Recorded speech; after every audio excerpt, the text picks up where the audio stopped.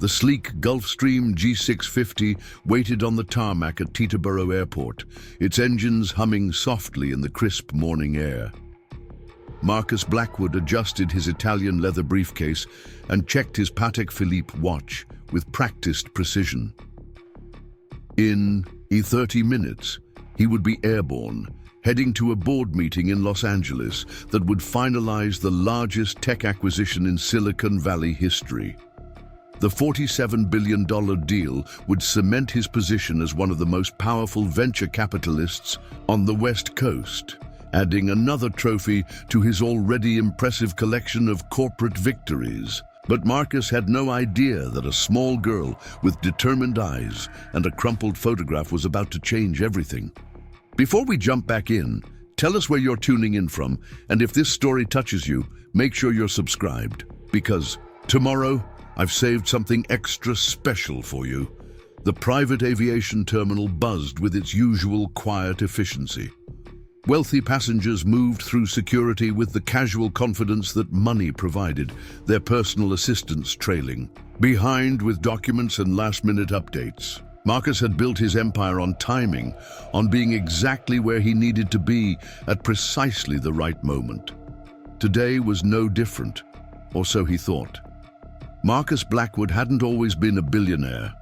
30 years ago, he had been a struggling graduate student at MIT, working 3 jobs to pay for his computer science degree while dreaming of revolutionary technologies that could change the world.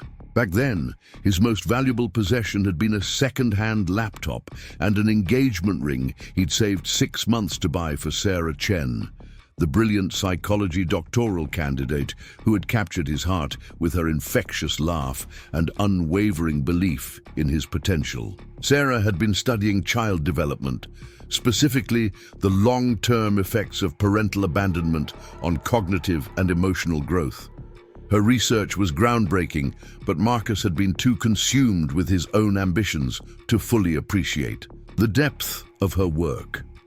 When Google offered him a position in their early development team, requiring an immediate move to California, he saw it as the opportunity of a lifetime. Sarah, however, had been 6 months pregnant with their daughter and deeply committed to completing her doctoral thesis at Harvard. The conversation that ended their relationship had lasted less than 20 minutes. Marcus remembered every word with painful clarity. He had presented his case like a business proposal, outlining the financial benefits and career opportunities that awaited them in Silicon Valley. Sarah had listened quietly, her hand unconsciously resting on her growing belly, before telling him she couldn't abandon her research or uproot her life for his dreams. When he insisted that their future lay in California, she had quietly removed the engagement ring and placed it on their kitchen table. Marcus had left for Google the following week, convincing himself that Sarah would eventually see reason and follow him. She never did.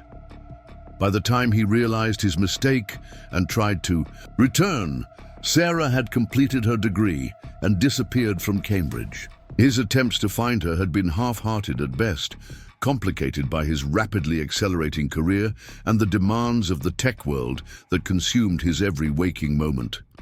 Now, 30 years later, Marcus Blackwood commanded a business empire worth billions. Blackwood Ventures had been instrumental in funding dozens of successful startups, from social media platforms to artificial intelligence companies. His investment decisions could make or break entrepreneurs, and his endorsement was sought after by every tech innovator on the planet.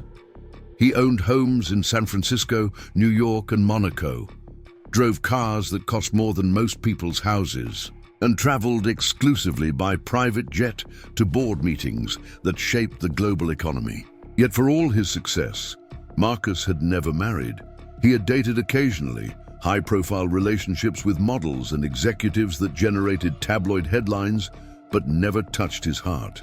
His Manhattan penthouse was a masterpiece of modern design, filled with priceless art and cutting-edge technology, but it had never felt like home. Late at night, when the stock markets had closed and the business calls had ended, Marcus sometimes found himself wondering about the life he might have had with Sarah. about the daughter he had never met. The morning sun cast long shadows across the tarmac as Marcus approached his aircraft.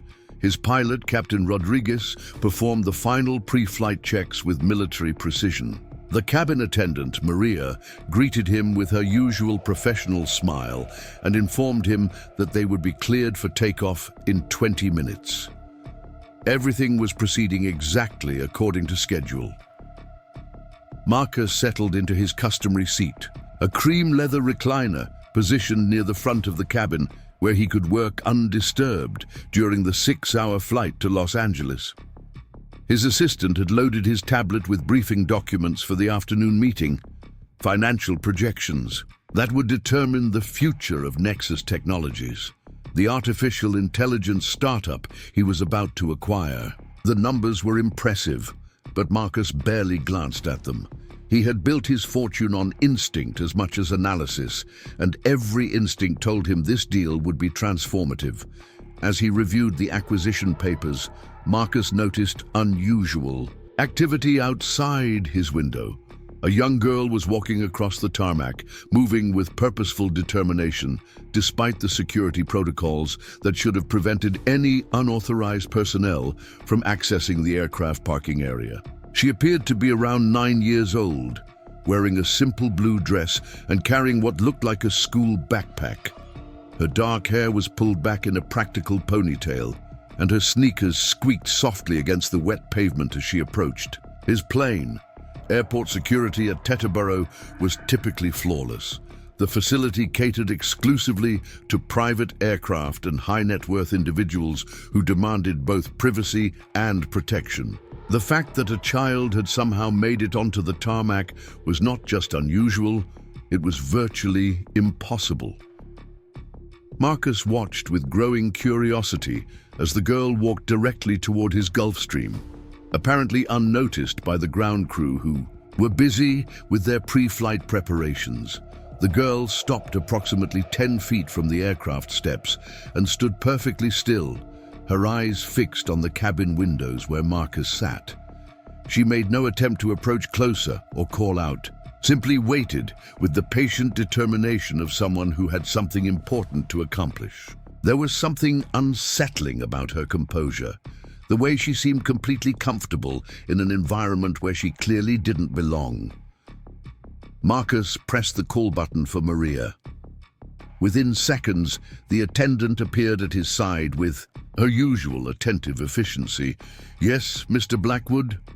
"There's a child outside," Marcus said, pointing toward the window. "A young girl standing near the aircraft. Do you see her?" Maria glanced outside, following his gaze, then looked back at him with a puzzled expression. "I'm sorry, Mr. Blackwood, but I don't see anyone."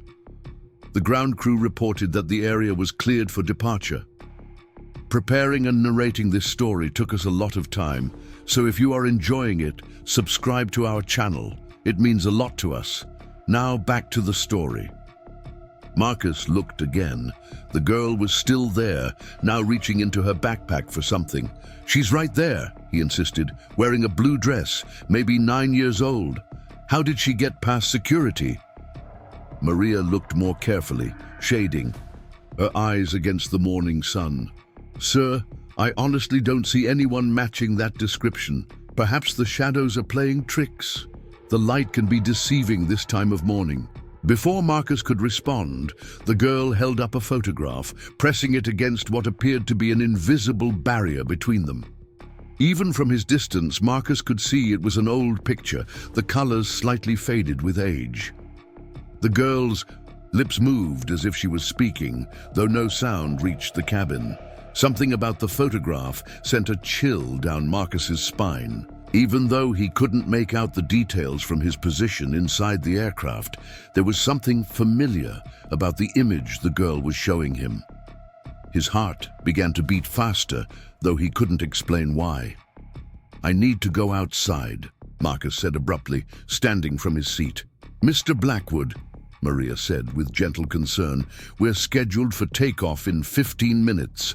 Captain Rodriguez has already filed our flight plan, and the Los Angeles team is expecting you for the 2 o'clock meeting." "Ah, cancel it," Marcus said, moving toward the cabin door.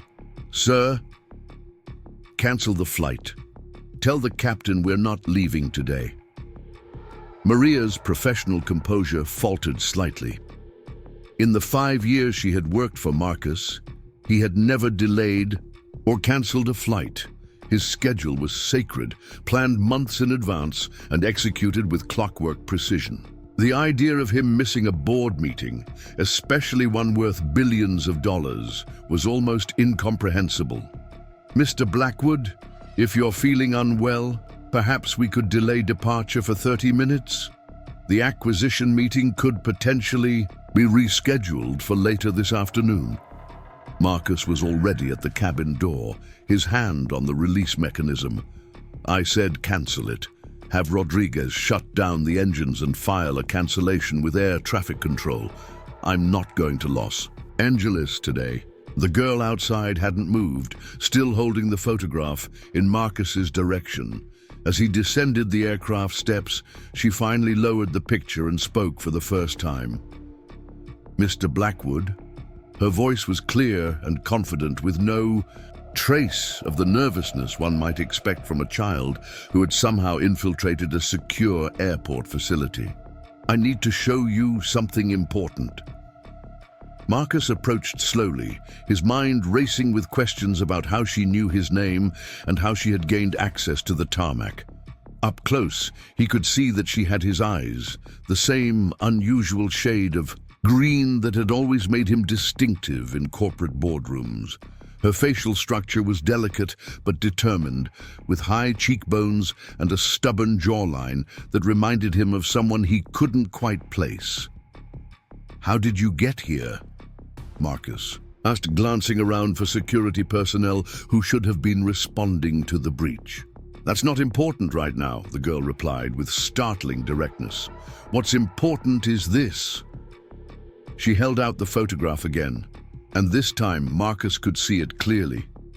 The picture showed a young woman with kind eyes and an infectious smile standing in what appeared to be a university laboratory. She was wearing a white coat over casual clothes, and her dark hair was pulled back in the same practical style as the girl standing before him.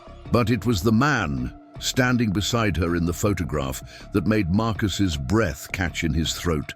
The man was himself, 30 years younger, wearing the cheap suit he had bought for his graduate school interviews.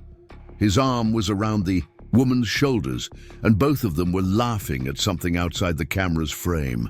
Marcus remembered the moment perfectly. It had been taken during Sarah's dissertation defense celebration, just 2 weeks before he had left for California. "Where did you get this?" Marcus whispered, his voice barely audible above the ambient noise of the airport. "My mother gave it to me," the girl said simply, "before she died." The world seemed to stop moving around them. Marcus felt his legs grow weak, and he sat down heavily on the bottom step of his aircraft. The photograph trembled in his hands as 30 years of carefully constructed emotional barriers began to crumble. "Your mother," he managed to say. "Dr. Sarah Chen Blackwood," the girl said, watching his reaction carefully. "She kept your name even after you left. She said it was because she believed you would come back someday, but you never did." Marcus stared at the child before him, seeing Sarah's features mixed with his own in a combination that was both foreign and familiar. The girl had Sarah's compassionate eyes, but his determined chin, her mother's graceful posture, but his restless energy. "What's your name?" Marcus asked, though part of him already knew the answer would change everything. "Emma Chen Blackwood," she replied. "I'm 9 years old and I'm your daughter." The simple statement hit Marcus with the force of a physical blow. He had a daughter. For 9 years, while he had been building his empire and accumulating wealth, beyond imagination, Sarah had been raising their child alone. The magnitude of what he had missed, what he had lost, was almost too overwhelming to comprehend. "Sarah," he whispered, "you said she died?" Emma nodded, her composure finally showing. The first signs of cracking. Last month, cancer. She fought for 3 years, but the doctors said it was too aggressive. Marcus felt tears forming in his eyes for the first time in decades. Why didn't she tell me? Why didn't she contact me? She tried, Emma said, reaching into her backpack again. She wrote you letters, hundreds of them, but she never sent them because she said you had made your choice when you left for California. She handed him a small bundle of envelopes, each one addressed to Marcus Blackwood in Sarah's familiar handwriting. The dates on the letters spanned 9 years, from Emma's birth to just weeks before Sarah's death. She told me about you, Emma continued, about how brilliant you were, how ambitious, how you were going to change the world with technology. She said you were the smartest person she had ever met, but also the most scared. Scared? Marcus looked up from the letters. Scared of being tied down, scared of responsibility, scared of loving someone more than you loved your own success. Emma's voice was matter-of-fact, without accusation or anger. She said that's why she never contacted you after I was born. She knew you would feel trapped, and she didn't want me to grow up with a father who resented having to choose between his family and his dreams. The truth of Sarah's assessment cut through Marcus like a blade. She had known him better than he had known himself, had predicted exactly how he would have reacted to news of her pregnancy 30 years ago. The young Marcus Blackwood would indeed have felt trapped, would have seen a child as an obstacle to his ambitions rather than a blessing to be cherished. But she's gone now, Emma continued, and the lawyers say I have to go into foster care because there's no family left to take care of me. The social worker said I had a father somewhere, but nobody knew how to find you. Marcus stared at this extraordinary child, his daughter, who had somehow tracked him down and infiltrated one of the most secure airports in the country just to show him a photograph and deliver news that would fundamentally alter the course of his life. How did you find me? He asked. How did you get here? For the first time, Emma smiled, and Marcus saw Sarah's mischievous grin reflected in their daughter's face. I'm really good with computers. Mom taught me to code when I was 6. I hacked into the foster care database and found your name in my birth records, then traced your flight schedule through the Aviation Authority's servers. You hacked government databases? Marcus asked, his voice a mixture of alarm and admiration. It wasn't that hard, Emma said with a shrug. Most security systems are designed to keep out adults who think like adults. Nobody expects a 9-year-old to try to access official records. Marcus found himself laughing despite the emotional turmoil of the moment. This child, his daughter, had displayed more resourcefulness and technical skill than most of his adult employees. She had identified a problem, formulated a solution, and executed it with a level of sophistication that was both impressive and slightly terrifying. Emma, he said carefully, what do you want from me? The question seemed to surprise her. I don't want anything, she replied. I just wanted to meet you before the social workers moved me to a foster home in Portland. Mom always said I had a right to know where I came from, even if you didn't want to be part of my life. The casual acceptance in her voice, the assumption that he would reject her just as he had rejected her mother, broke something fundamental inside Marcus. Here was a child who had lost everything, who was facing an uncertain future in the foster care system, yet she had sought him out not to demand support or rescue, but simply to satisfy her curiosity about her origins. What if I do want to be part of your life? Marcus asked quietly. Emma studied his face with an intensity that reminded him of Sarah's analytical nature. Do you? It was a simple question with profound implications. Marcus thought about the life he had built, the carefully ordered existence of board meetings and investment decisions and corporate acquisitions. He thought about his empty penthouse and his solitary meals and the hollow satisfaction of accumulating wealth for its own sake. Then he looked at this remarkable child who shared his DNA and Sarah's heart, who had somehow found the courage to seek him out despite every reason to believe she would be rejected. "Yes," he said, surprised by the certainty in his own voice. "Yes, I do." Emma nodded as if she had expected this answer all along. "Good, because I brought something else to show you." She reached into her backpack once more and withdrew a thick folder filled with what appeared to be school reports, certificates, and photographs. "Mom said if I ever found you, I should be prepared to prove I was worth knowing." Marcus opened the folder with trembling hands. Inside were 9 years of documentation about his daughter's life. Report cards showing straight A's in every subject. Certificates from science fairs and coding competitions. Photographs of Emma receiving awards for academic excellence and community service. A letter from her teacher describing her as intellectually gifted beyond her years, with an exceptional capacity for empathy and leadership. As he reviewed the evidence of Emma's accomplishments, Marcus realized that Sarah had done far more than simply raise their daughter. She had nurtured and developed a truly extraordinary young person, someone who combined intellectual brilliance with emotional intelligence in ways that Marcus himself had never achieved. "Your mother did an incredible job," he said, his voice thick with emotion. "She did her best," Emma agreed. "But she always said I got my brain from you and my heart from her. She wanted me to use both." Marcus closed the folder and looked at his daughter, really seeing her for the first time.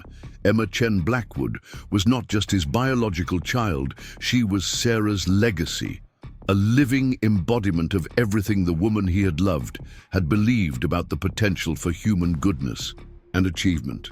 "Emma," he said, "would you like to come home with me?" "To California?" she asked. "To wherever you want to call home," Marcus replied. "We'll figure it out together." For the first time since she had appeared on the tarmac, Emma's composure finally broke. Tears began streaming down her face as she stepped forward and allowed Marcus to wrap his arms around her. She felt impossibly small and fragile against his chest, yet he could sense the strength that Sarah had instilled in her, the resilience that had enabled her to survive loss and seek connection despite every obstacle.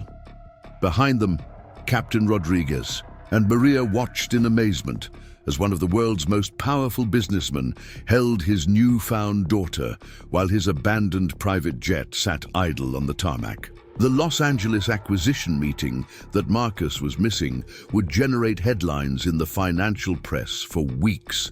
Nexus Technologies would eventually be acquired by a competitor, costing Blackwood Ventures nearly $2 billion in potential profits. Marcus didn't care. For the first time in 30 years, he had found something more valuable than money, more satisfying than success, more important than the relentless pursuit of corporate dominance. He had found his family. As he held Emma and felt her small, hands gripping his expensive suit jacket, Marcus began to understand what Sarah had tried to tell him 3 decades ago. Some opportunities, once missed, never come again. Some choices, once made, cannot be undone. But sometimes, if we are extraordinarily fortunate, life offers us a second chance to choose love over ambition, connection over achievement, family over everything else we thought we wanted. The photograph that had started it all lay forgotten. On the tarmac, a faded image of 2 young people who had loved each other before pride and fear had driven them apart. But the story it represented was far from over. In the embrace between a billionaire and his daughter, a new chapter was beginning. One that would be written not in boardrooms or financial statements, but in the simple moments of a father learning to be worthy of the extraordinary child his lost love had given the world. The legal proceedings that followed Emma's dramatic airport revelation proved to be more complex than Marcus had anticipated. Within hours of cancelling his flight, he found himself sitting across from Margaret Thornton, a stern family court judge who had spent 20 years determining the fate of children caught in custody disputes. The emergency hearing had been hastily arranged after Emma's social worker, Mrs. Patricia Valdez, discovered that the 9-year-old had disappeared from her temporary placement facility to seek out her biological father. Judge Thornton examined the paternity documents that Marcus's legal team had expedited through the court system, her expression revealing nothing of her thoughts. Emma sat quietly beside Marcus in the sterile courtroom, wearing the same blue dress she had worn to the airport, her small hands folded in her lap with a composure that belied her age. "Mr. Blackwood," Judge Thornton began, her voice carrying the authority of decades spent making life-altering decisions. "While the DNA tests confirm your biological relationship to Emma Chen Blackwood, this court must consider the child's best interests above all other factors. You've had no contact with this child for 9 years of her life. You made no financial contributions to her upbringing. You were unaware of her existence until 3 days ago." Marcus felt the weight of her accusations, each one a reminder of the choices he had made and the time he had lost. "Your Honor, I understand your concerns. If I had known about Emma's existence, I would have been part of her life from the beginning. Would you?" Judge Thornton's question hung in the air like a challenge. According to the documentation provided by Child Services, Dr. Sarah Chen made deliberate choices to exclude you from official records and custody arrangements. This suggests she had reasons to believe your involvement would not have been beneficial to the child. Emma spoke for the first time since entering the courtroom, her voice clear and steady. "May I say something, Your Honor?" Judge Thornton nodded, her expression softening slightly as she addressed the child directly. "Of course, Emma, this decision affects your future more than anyone else's." Emma stood up, her small frame barely visible above the defendant's table. "My mother never said bad things about my father. She told me he was brilliant and ambitious and that he was building something important in the world. She said she made the choice not to contact him because she wanted to protect both of us." "Protect you from what?" Judge Thornton asked gently. "From him feeling trapped," Emma replied with startling directness. "From me feeling unwanted. She said some people aren't ready to be parents when they're young, but that doesn't mean they can't learn to be good parents later." Marcus felt tears, threatening again, as he listened to his daughter defend him to a judge who held their future in her hands. Sarah had somehow managed to present his abandonment in terms that preserved both his dignity and Emma's sense of self-worth. "Emma," Judge Thornton continued, "do you want to live with your father?" The question seemed to surprise Emma, as if she hadn't considered that her own preferences might factor into the court's decision. She glanced at Marcus, studying his face with the same analytical intensity she had displayed at the airport. "I want to try," Emma said finally. "I want to see if we can be a family." Judge Thornton made notes on her legal pad, then addressed Marcus directly.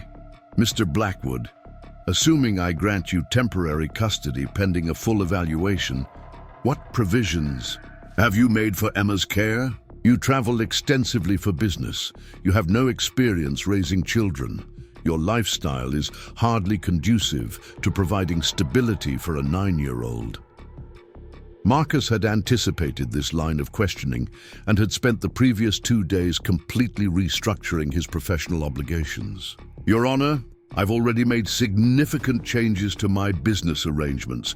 I've delegated my day-to-day responsibilities to my partners and will be limiting my travel to essential meetings only. I've enrolled Emma in Riverside Academy, which comes highly recommended for academically gifted students.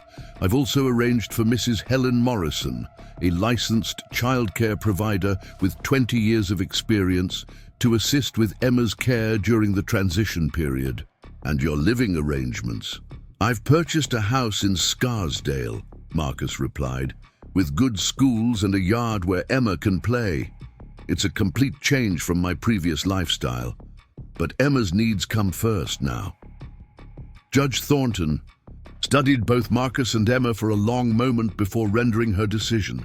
I'm granting temporary custody to Mr. Blackwood for a period of 6 months, subject to regular evaluations by child services and mandatory family counseling sessions.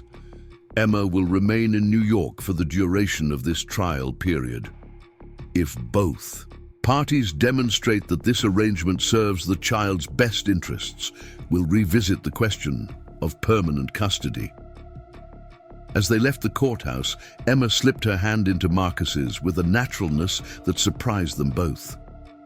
The gesture was small but significant, a tentative bridge across the chasm of years they had lost. The house in Scarsdale represented Marcus's first attempt to create a home rather than merely a residence. Unlike his sterile Manhattan penthouse with its museum-quality art and minimalist design, this colonial-style house featured warm hardwood floors, comfortable furniture that invited relaxation, and most importantly, a bedroom specifically designed for a 9-year-old girl. Mrs. Morrison had helped him transform the space over the course of 2 frantic days. The room featured soft lavender walls, built-in bookshelves already filled with age-appropriate literature, and a desk positioned near the window where Emma could do homework while enjoying natural light. A laptop computer, specially configured with educational software and parental controls, sat waiting for her arrival. Emma's first reaction upon seeing her new room was characteristically analytical. She examined every detail methodically, testing the desk chair's height, inspecting the closet's organization system, and running her fingers along the spines of the books Marcus had selected. "You did research," she observed, "not quite a question." "I wanted to get it right," Marcus admitted. "I asked the salesperson at the bookstore what 9-year-old girls typically enjoy reading." Emma pulled a volume from the shelf, a collection of stories about young female scientists throughout history. "Mom would have liked this one," she said softly, then added, "I like it too." The first weeks of their life together proceeded with cautious formality. Marcus approached fatherhood the same way he had once approached hostile corporate takeovers, with extensive preparation and careful attention to potential obstacles. He read parenting books, consulted child development experts, and maintained detailed schedules that accounted for Emma's every need. Mrs. Morrison proved invaluable during this adjustment period, not just as a caregiver, but as an interpreter between father and daughter. She had raised 4 children of her own and possessed an intuitive understanding of how to navigate the delicate dynamics of their evolving relationship. "She's testing you," Mrs. Morrison explained one evening after Emma had gone to bed. "Not maliciously, but she needs to know if you're really committed or if you'll disappear when things get difficult." Marcus had noticed the testing behavior himself. Emma would occasionally break minor rules, like staying up past her bedtime, to read or leaving her homework until the last possible moment, then watch carefully to see how he would respond. She never pushed boundaries dramatically enough to cause real problems, but she seemed determined to map the limits of his patience and commitment. Rather than respond with strict discipline, Marcus found himself remembering his own childhood, the way his workaholic father had been physically present but emotionally distant. He made a conscious decision to engage with Emma's testing behavior as opportunities for connection rather than confrontation. When he discovered her reading with a flashlight under her covers at midnight, instead of confiscating the book, he sat on the edge of her bed and asked about the story that had captivated her attention. They ended up talking for an hour about the protagonist's journey and the scientific concepts the book explored. From that night forward, they established a tradition of extended bedtime reading sessions that satisfied Emma's intellectual curiosity while respecting reasonable sleep schedules. The homework issue resolved itself differently. Emma had been an exceptional student under Sarah's guidance, but she seemed to be struggling with the transition to her new school. When Marcus investigated, he discovered that she was actually finding the coursework too easy and had been deliberately delaying completion out of boredom. "Why didn't you tell me you weren't being challenged?" Marcus asked during one of their increasingly frequent dinner conversations. Emma shrugged, twirling pasta around her fork with practiced efficiency. "I didn't want you to think I was complaining.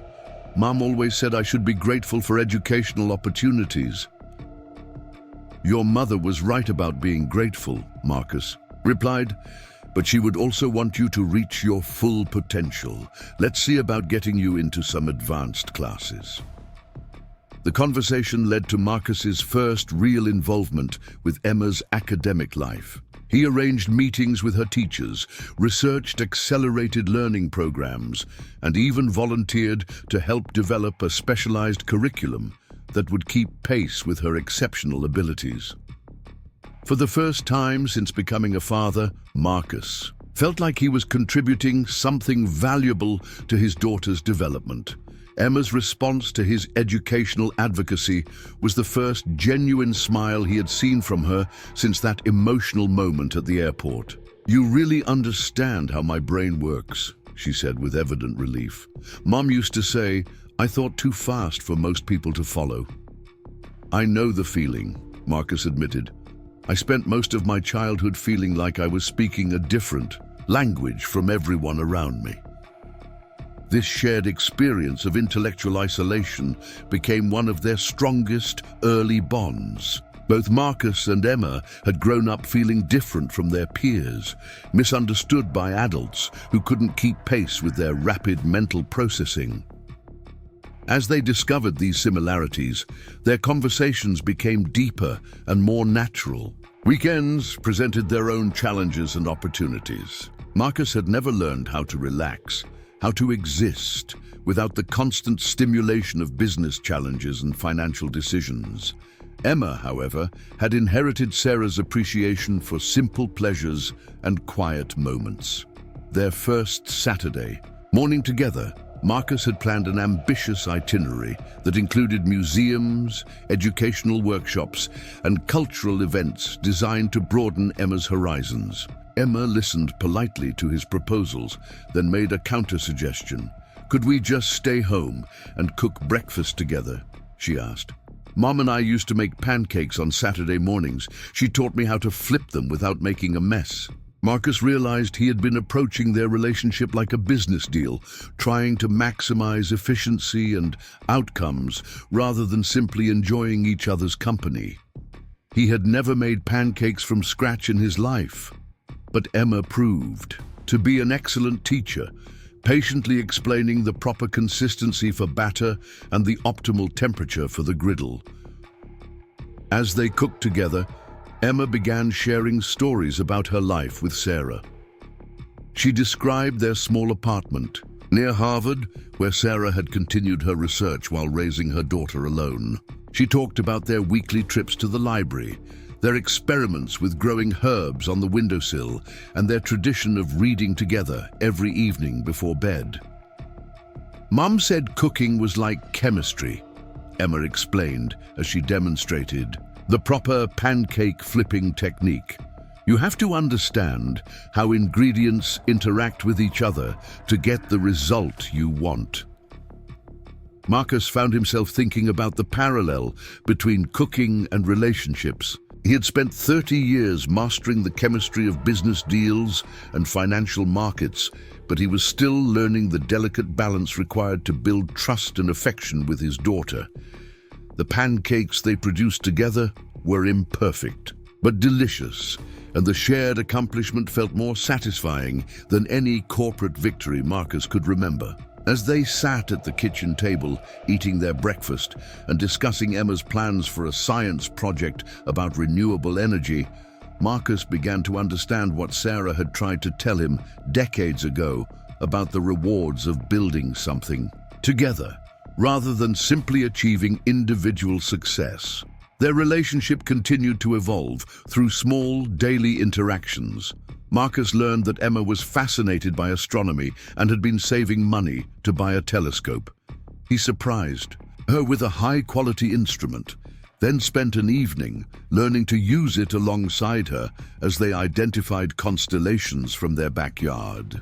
Emma taught him the names of stars and planets while he shared stories about the early days of the tech industry and the brilliant people who had shaped the digital revolution.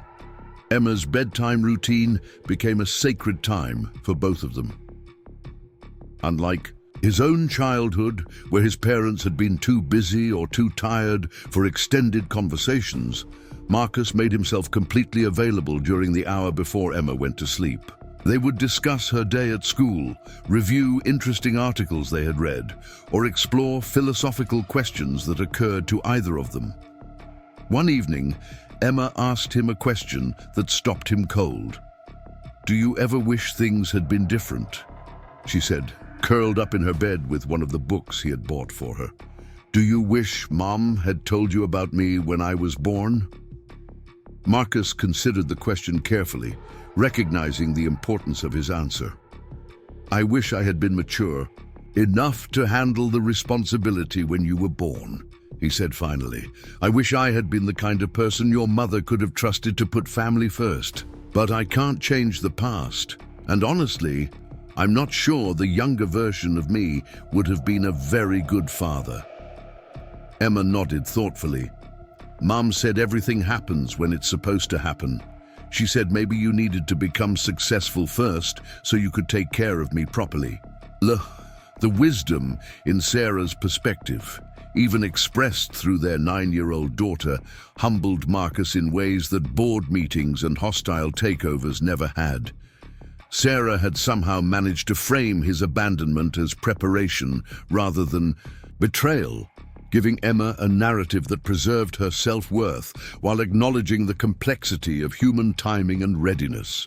As autumn progressed into winter, Marcus found himself completely restructuring his priorities. Business trips that had once seemed essential were delegated to partners or conducted via video conference. Board meetings were scheduled around Emma's, school events and family counseling sessions. His social calendar, once packed with networking events and industry conferences, was replaced by parent-teacher conferences and science fair preparations. The transformation was not without its professional costs. Marcus's reduced involvement in day-to-day operations led to some missed opportunities and delayed decisions that affected Blackwood Ventures' quarterly performance. Business publications began speculating about his reduced public presence, wondering if health issues or personal problems were affecting his legendary focus and drive. Marcus found that he simply didn't care. The metrics that had once defined his success, stock prices and profit margins and market share, seemed increasingly abstract compared to the concrete reality of helping Emma with her homework, or listening to her practice violin, or discussing her dreams for the future. Emma's presence also forced Marcus to confront aspects of his lifestyle that he had never questioned. His Manhattan penthouse, once a symbol of his achievement, now seemed unnecessarily isolated and cold. His collection of expensive cars felt excessive when Emma was more interested in riding bikes together through the neighborhood. His network of business acquaintances, impressive as they were professionally, offered little in terms of personal fulfillment or family support. The mandatory family counseling sessions initially felt like another obligation to manage, but Dr. Rebecca Martinez proved to be more insightful than Marcus had expected. During their weekly meetings, she helped both Marcus and Emma navigate the unique challenges of building a relationship without the foundation of shared history that most families took for granted. "You're both trying very hard to be perfect for each other," Dr. Martinez observed during one session. "But real families aren't perfect. They're comfortable with each other's flaws and limitations." Emma responded first, her analytical nature surfacing as usual. "I don't want Dad to think I'm too much trouble. The social worker said some parents change their minds about adoption if the kids are too difficult." Marcus felt his heart break a little at the vulnerability in her voice. Emma, you could never be too much trouble. I'm not going to change my mind about wanting you in my life. But what if I make mistakes?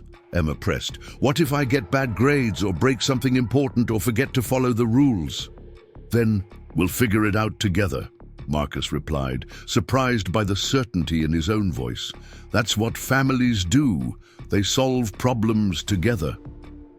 Dr. Martinez smiled at this exchange, recognizing the breakthrough moment when both father and daughter began to understand that their relationship could survive imperfection and disagreement. The first major test of this understanding came when Emma contracted the flu during the winter months. For 3 days, she was genuinely miserable, running a fever and unable to keep food down. Marcus found himself completely out of his depth, calling Mrs. Morrison for advice every few hours and consulting medical websites with the same intensity he had once applied to analyzing investment opportunities. On the second night of Emma's illness, she woke up crying from fever-induced nightmares, calling for her mother in her sleep. Marcus sat beside her bed, feeling helpless as she sobbed for Sarah with the raw grief of a child who was still processing an unbearable loss. "I want my mom," Emma whispered, her fever-bright eyes unfocused with exhaustion. "I want her to make me soup and read to me and tell me everything will be okay." Marcus's instinct was to try to comfort her with logic, to remind her that Sarah was gone and that he was there to take care of her now. Instead, he found himself talking about Sarah, sharing memories of the brilliant woman who had raised such an extraordinary daughter. "Tell me what your mom used to do when you were sick," Marcus said gently. Through her fever and tears, Emma described Sarah's patient care during previous illnesses. The special chicken soup she made from scratch, the way she would read stories, in different voices for each character, the cool washcloths she would place on Emma's forehead, and the silly songs she would sing to distract from discomfort. Marcus spent the rest of the night learning to be the kind of caregiver Sarah had been. He researched chicken soup recipes online and prepared a pot from scratch, even though it was 3 in the morning. He practiced reading with different character voices until Emma smiled through her exhaustion. He learned the songs Sarah had sung and added a few terrible ones of his own that made Emma giggle despite her fever. By morning, Emma's fever had broken, and she was sleeping peacefully for the first time in days. Marcus dozed in the chair beside her bed, exhausted but profoundly changed by the experience of caring for someone else's physical and emotional needs without any thought of personal gain or achievement. When Emma woke up later that morning, she looked at Marcus with new eyes. "You stayed with me all night," she said, her voice still hoarse from illness. "Of course I did," Marcus replied. "That's what fathers do." "Mom used to say that love isn't just a feeling, it's a choice you make every day," Emma said thoughtfully. "I think I understand what she meant now." Marcus understood too. Love wasn't the dramatic gesture he had once imagined it to be. It wasn't grand declarations or expensive gifts or perfectly planned experiences. Love was choosing to sit beside a sick child all night, learning to make soup from scratch at 3 in the morning, and finding joy in small moments of connection and care. As winter melted into spring, Marcus and Emma settled into rhythms that felt increasingly natural rather than forced. Their conversations flowed more easily. Their disagreements were resolved without fear of abandonment, and their shared activities emerged from genuine interest rather than obligation. Emma's academic achievements continued to impress her teachers and classmates, but Marcus was more proud of her emotional growth and resilience. She had adapted to her new life with remarkable grace while maintaining her connection to Sarah's memory and values. She spoke about her mother regularly, sharing stories and lessons that kept Sarah's presence alive in their daily lives. One evening, as they worked together on Emma's science project about renewable energy, she made an observation that surprised Marcus with its insight. You know what's interesting? Emma said, carefully adjusting the angle of a small solar panel she had built. You and Mom were both trying to change the world, just in different ways. Marcus looked up from the notes he had been taking about battery efficiency. What do you mean? Mom wanted to understand how children's minds develop so she could help them reach their potential, Emma explained. You wanted to fund technologies that would make life better for people. You were both trying to build something that would last longer than your own lives. The parallel had never occurred to Marcus, but Emma was right. Both he and Sarah had been driven by ambitions that extended beyond personal success or satisfaction. They had both wanted to contribute something meaningful to the world, to leave a legacy that would benefit future generations. Maybe that's why you were attracted to each other, Emma continued with the matter-of-fact wisdom that consistently amazed him. You both cared about big ideas and long-term impact. Marcus thought about the young man he had been 30 years ago, so focused on his own potential that he had failed to recognize the value of what he and Sarah could have built together. He wondered if his current success would have been more meaningful if he had shared it with someone who understood his motivations and supported his goals. But as he watched Emma work on her project with the same intensity and curiosity that had driven both her parents, Marcus realized that perhaps Sarah had been building their shared legacy all along. Emma embodied the best qualities of both her parents, combining intellectual brilliance with emotional intelligence in ways that neither Marcus nor Sarah had achieved individually. The 6-month evaluation period was approaching its conclusion, and Marcus found himself anticipating the permanent custody hearing with a mixture of confidence and nervousness. His relationship with Emma had evolved beyond his wildest expectations, but he knew that Judge Thornton would base her decision on evidence rather than emotion. Dr. Martinez had documented their progress through detailed reports that highlighted Emma's emotional stability, academic success, and clear attachment to Marcus. Mrs. Morrison provided testimony about the positive changes she had observed in both father and daughter. Emma's teachers contributed enthusiastic recommendations about her continued development and obvious happiness in her new environment. Still, Marcus worried about aspects of their situation that might concern the court. His demanding career, while significantly reduced, still required travel and long hours. His wealth, while providing security and opportunities for Emma, might be seen as an attempt to buy his way into parenthood rather than earn it through dedication and sacrifice. These concerns proved to be unfounded when Emma herself provided the most compelling testimony about their relationship. Speaking clearly and confidently to Judge Thornton, she described their daily life together with a maturity that impressed everyone in the courtroom. "My father understands how my mind works," Emma explained. "He encourages my interests and helps me learn new things. He takes care of me when I'm sick and listens to me when I'm sad about missing my mom. Most importantly, he keeps his promises and makes me feel safe." Judge Thornton asked Emma directly if she wanted to remain with Marcus permanently, and her answer was immediate and certain. "Yes," Emma said firmly. "We're a real family now. We take care of each other." The judge's decision granted Marcus full custody, with the notation that Emma Chen Blackwood had found a stable, loving home that serves her best interests and supports her exceptional potential. As they left the courthouse for the final time, Emma surprised Marcus by asking if they could visit Sarah's grave together. They drove to the cemetery in comfortable silence, each lost in their own thoughts about the journey that had brought them together. Standing beside Sarah's headstone, Marcus finally spoke the words he had carried in his heart for months. "Thank you," he said quietly, addressing the woman who had given him the greatest gift of his life. "Thank you for raising such an incredible daughter. Thank you for keeping her safe and helping her become the person she is. And thank you for giving me the chance to learn how to be her father.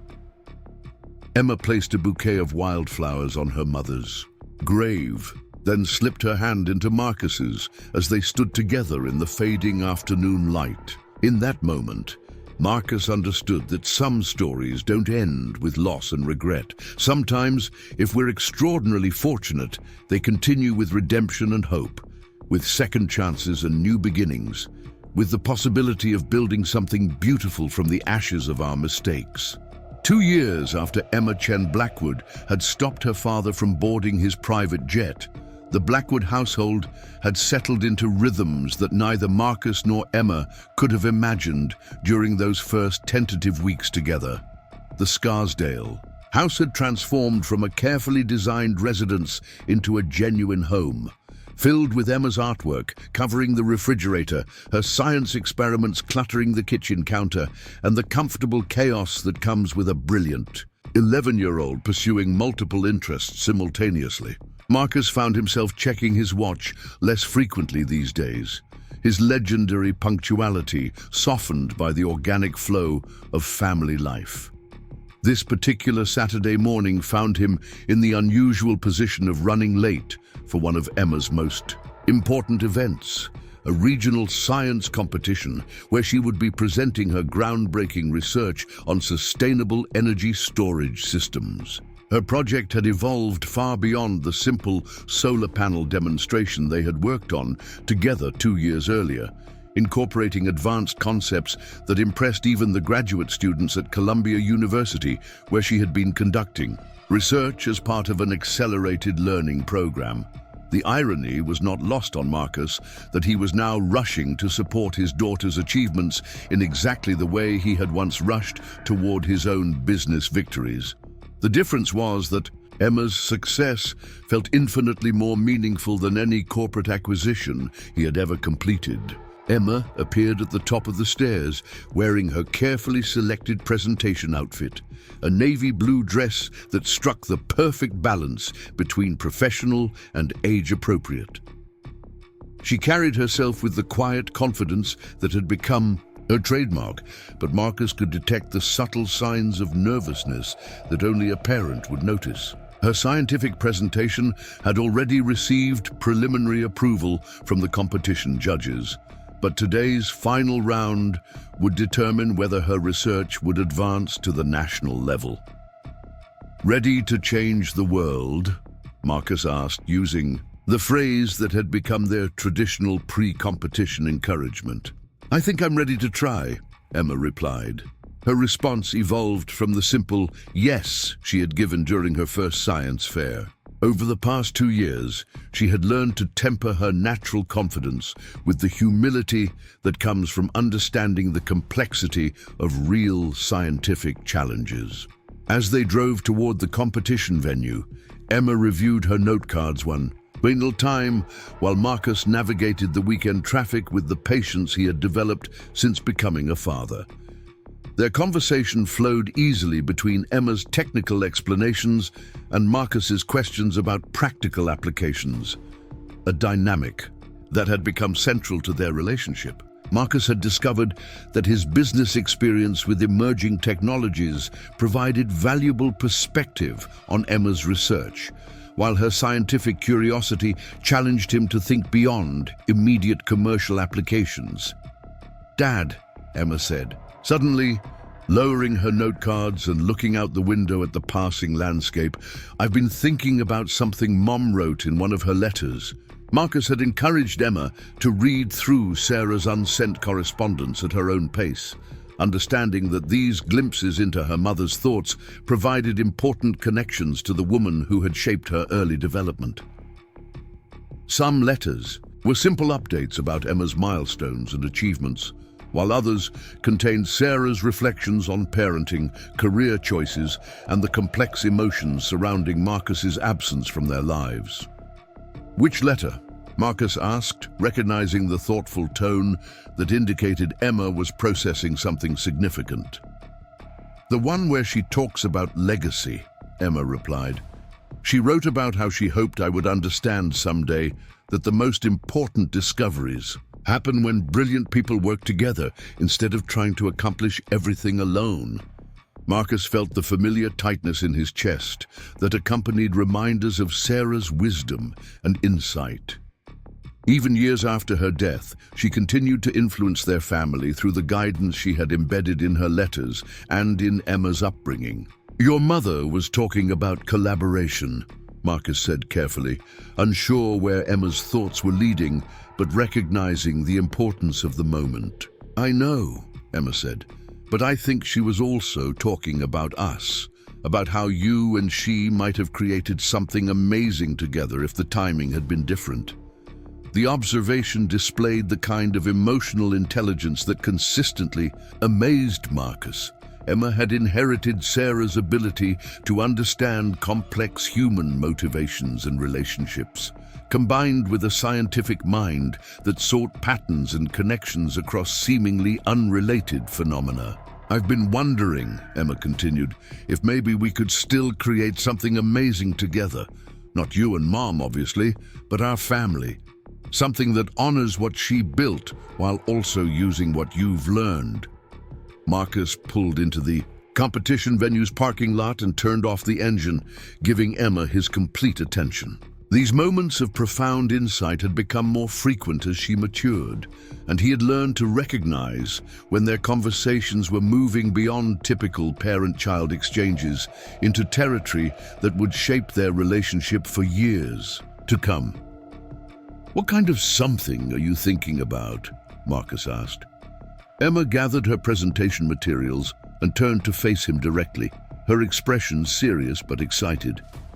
"I want to start a foundation, something that helps kids like me, kids who are really good at science and technology, but maybe don't have the resources or support to develop their potential." The proposal was vintage Emma, combining her natural empathy with her analytical assessment of systemic problems. Marcus had watched her observe classmates who struggled with concepts that came easily to her, and he had seen her frustration with educational systems that seemed designed for average students rather than exceptional ones. "Tell me more about how this foundation would work," Marcus said, settling back in his seat despite the competition timeline they needed to maintain. "I've been researching existing programs," Emma explained, pulling out a tablet that contained months of careful analysis. "Most scholarship programs focus on college-level students, but by then, it's often too late to address fundamental gaps. In early education, I want to identify gifted students when they're 7 or 8 years old and provide them with mentorship, resources, and advanced learning opportunities throughout their development." Marcus examined the detailed charts and statistics Emma had compiled, recognizing the same thorough preparation that characterized her scientific work. She had identified specific geographic areas with limited educational resources, calculated the costs of various intervention strategies, and even outlined potential partnerships with universities and technology companies. "This is incredibly well thought out," Marcus said, genuinely impressed by the scope and sophistication of her planning. "How long have you been working on this?" "About 6 months," Emma admitted. "I started thinking about it after we visited Mom's grave last year. You thanked her for giving you the chance to learn how to be my father, and I realized that maybe my purpose is to give other kids the chances that I've been lucky enough to have." The connection Emma had drawn between her own advantages and her responsibility to help others reflected the values Sarah had instilled during those crucial early years. Marcus recognized Sarah's influence in Emma's automatic assumption that privilege came with obligations, that exceptional abilities should be used to benefit others rather than simply advance personal interests. "Emma," Marcus said slowly, "I think your mother would be incredibly proud of this idea, and I think she would be even more proud of the person you're becoming." Emma smiled, but Marcus could see that she was still processing the implications of her proposal. "Would you help me make it real?" she asked. "I know I'm only 11, so I can't legally establish a foundation by myself." But I've been thinking that maybe this could be something we build together, like a family project that combines your business experience with my scientific focus. The invitation represented a fundamental shift in their relationship dynamic. For 2 years, Marcus had been learning to support Emma's interests and ambitions, but now she was proposing that they become true partners in creating something meaningful. The foundation concept would require Marcus's financial resources and business expertise, but it would be guided by Emma's vision and values. "I would be honored to help you build this foundation," Marcus replied, understanding that his answer was committing them both to a shared purpose that would likely define their relationship for decades to come. Emma's relief was visible, though. Marcus suspected she had been confident of his support. "I have so many ideas about how we could structure the programs," she said excitedly. "We could partner with existing schools to identify students who need advanced challenges. We could provide technology access for kids who can't afford computers or internet connections. We could even fund research opportunities for teenagers who want to work with university professors." As they walked toward the competition building, Emma continued outlining her vision with the enthusiasm that always emerged when she discussed subjects that genuinely excited her. Marcus found himself thinking about the profound changes that parenthood had brought to his life, not just in terms of daily routines and priorities, but in his fundamental understanding of success and achievement. 2 years ago, Marcus Blackwood had measured his worth through stock prices and profit margins, through the number of companies he controlled and the influence he wielded in boardrooms across the country. Today, his greatest source of pride was watching his 11-year-old daughter prepare to present research that could revolutionize energy storage technology, while simultaneously planning a foundation that would help other children reach their potential. The science competition venue buzzed with controlled excitement as students from across the region prepared their presentations for the final judging round. Emma found her assigned station and began arranging her display materials with the methodical precision that had become her trademark. Her project occupied a 6-foot table covered with charts, graphs, and a working prototype of her energy storage system that she had built with guidance from Columbia University's engineering department. Marcus watched from the designated parent observation area as Emma transformed into her presentation mode, becoming articulate and confident as she explained complex technical concepts to the rotating panel of judges. Her research focused on improving battery efficiency for renewable energy systems, a topic that combined her environmental concerns with her fascination for sustainable technology. "Impressive young lady," commented Dr. Robert Chen, a physics professor from NYU who was serving as one of the competition judges. "Her understanding of electrochemical processes is remarkably sophisticated for someone her age."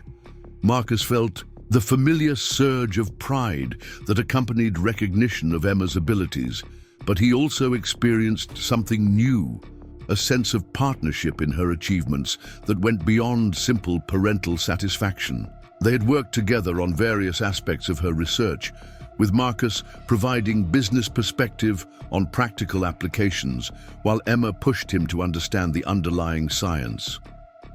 "She's been passionate about sustainable energy since she was 9, Marcus replied, remembering their early conversations about renewable technology and environmental responsibility. "As she considered applying to our summer research program for exceptional students?" Dr. Chen asked. "We typically accept high school juniors and seniors, but Emma's work suggests she might be ready for university-level research collaboration." The suggestion represented exactly the kind of opportunity that Emma's proposed foundation would provide for other gifted students, access to advanced learning experiences that could accelerate their development and expand their possibilities. Marcus made a mental note to discuss the program with Emma and Dr. Martinez, who had continued providing family counseling even after the custody issues were resolved. Emma's presentation concluded with a demonstration of her prototype system, showing how her improved battery design could store solar energy more efficiently than existing technologies. The judges asked detailed questions about scalability, cost-effectiveness, and potential commercial applications. Queries that Emma answered with impressive depth and sophistication. When the final judging concluded several hours later, Emma found Marcus in the crowded auditorium, where parents and students waited for results. Her expression was calm but tired, the focused energy of competition replaced by the exhaustion that always followed intense intellectual effort. "How do you think it went?" Marcus asked, though Emma's confident demeanor suggested she felt positive about her performance. "I think I explained everything clearly," Emma replied with characteristic precision.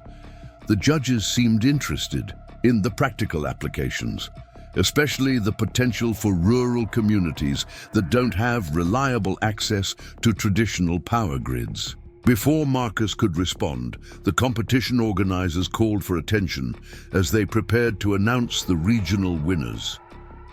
Emma straightened in her seat, her hands folded calmly in her lap, despite the significance of the moment.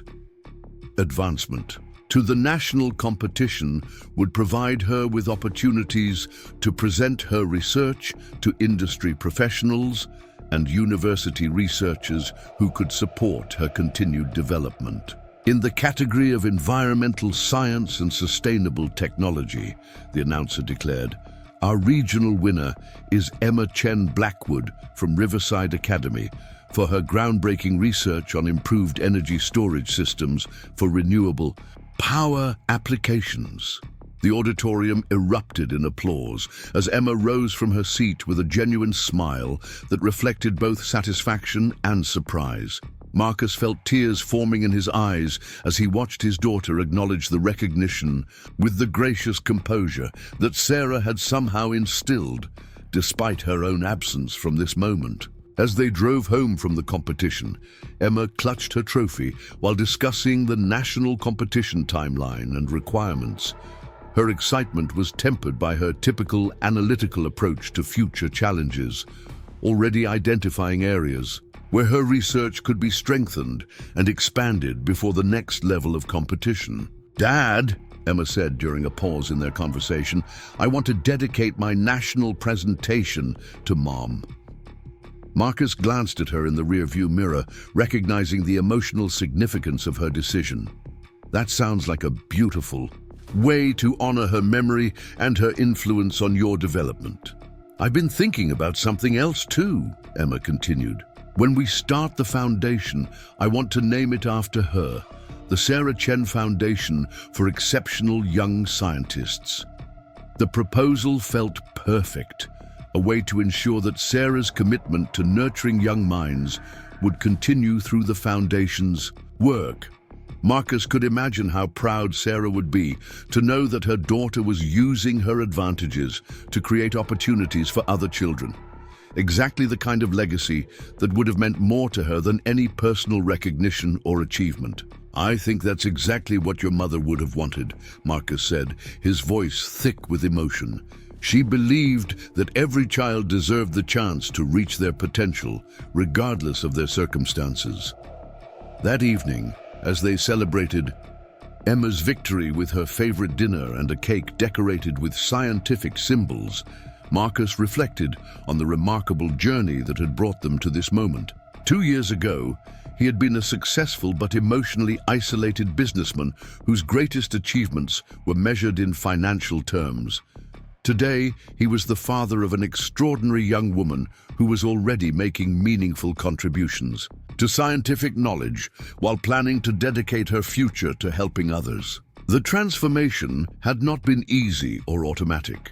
Marcus had been forced to confront aspects of his personality and priorities that he had never questioned, to learn forms of patience and empathy that had no equivalent in the corporate world, and to find satisfaction in supporting someone else's dreams rather than pursuing his own ambitions. But the rewards had exceeded anything he could have imagined. Emma had brought joy, purpose, and genuine love into his life, qualities that no amount of business success had ever provided. More importantly, she had taught him that the most meaningful achievements were those that extended beyond personal gain, that created value for others and contributed to something larger than individual success. As they worked together on foundation planning over the following weeks, Marcus discovered that his business expertise was perfectly suited to translating Emma's vision into practical reality. His experience with funding structures, legal requirements, and organizational development provided the framework needed to transform her idealistic goals into actionable programs.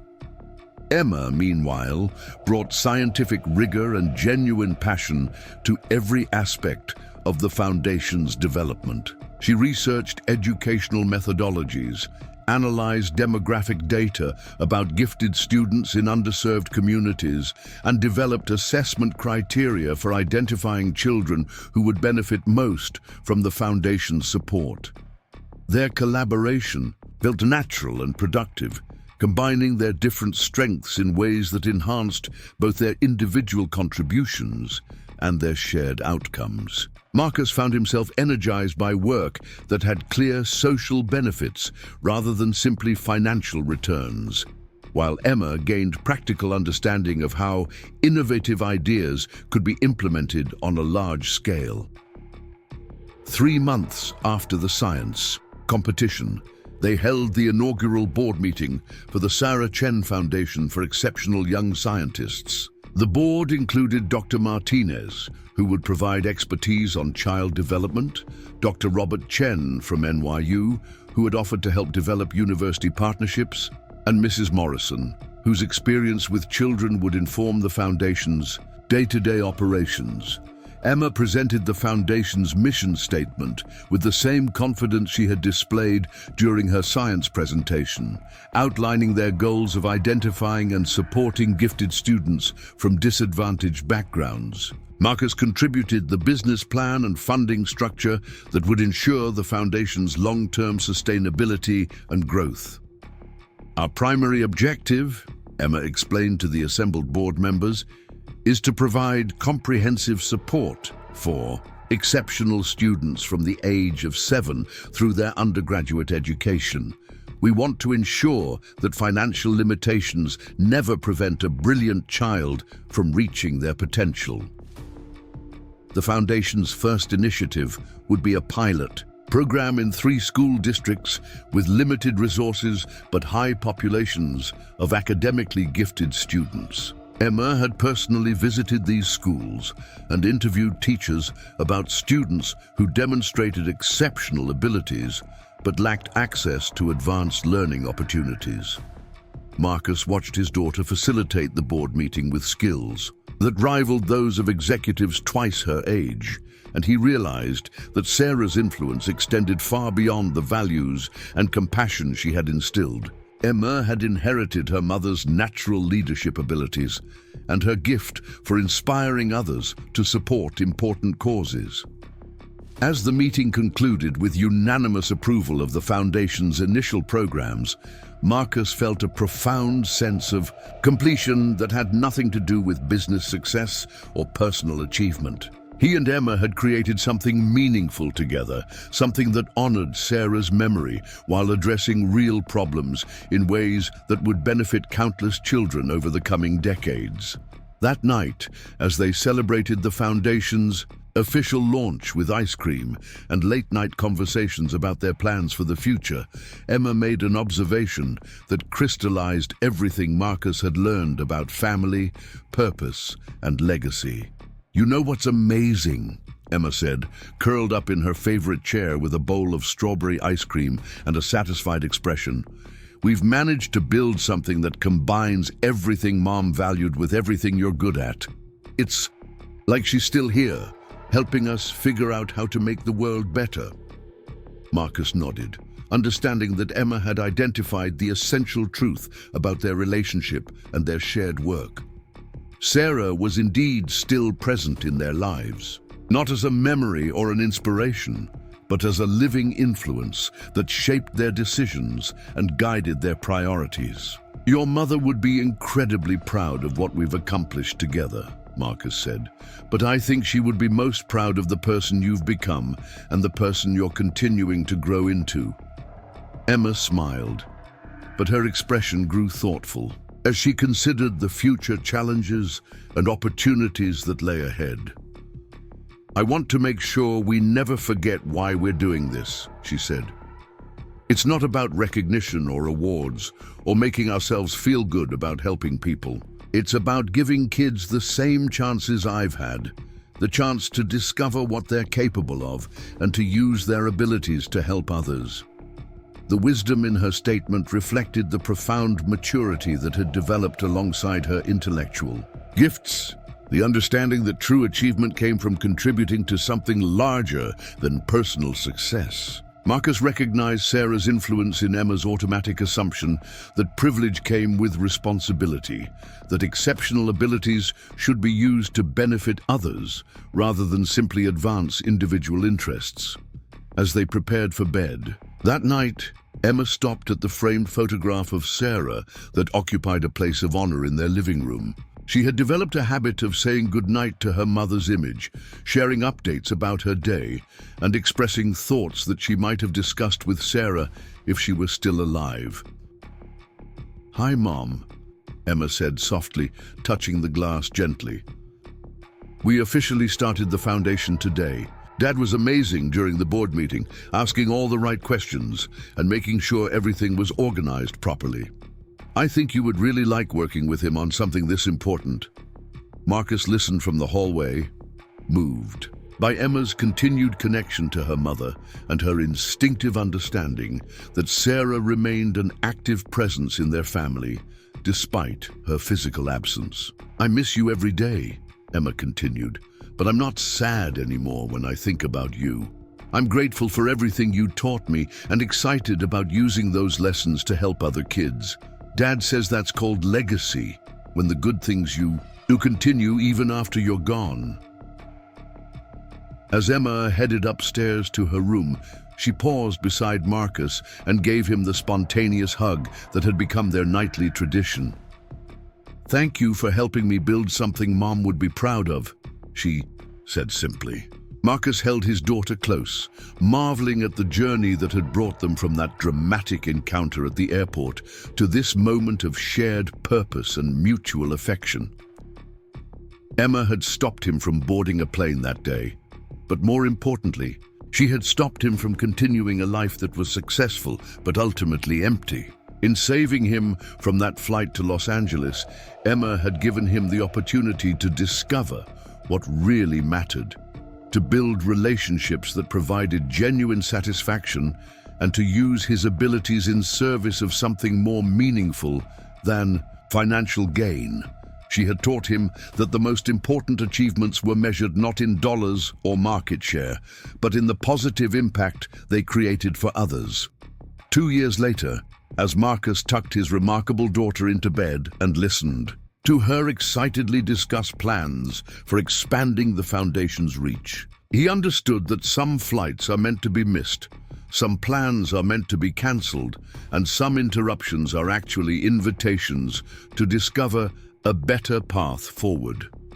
The photograph that Emma had shown him on that airport tarmac had been more than just evidence of his connection to Sarah and their daughter. It had been a doorway to a future he never could have imagined, a future where his greatest success would be measured not by what he had accomplished alone, but by what he had built in partnership with the extraordinary young woman who had given his life new meaning and direction. Standing in the doorway of Emma's room, watching her settle into sleep surrounded by science books and foundation planning documents, Marcus whispered a final thank you to the brilliant woman who had raised such an incredible daughter and somehow, even in death, had given them both the chance to build something beautiful together. Up next, you've got 2 more standout stories right on your screen. If this one hit the mark, you won't want to pass these up. Just click and check them out.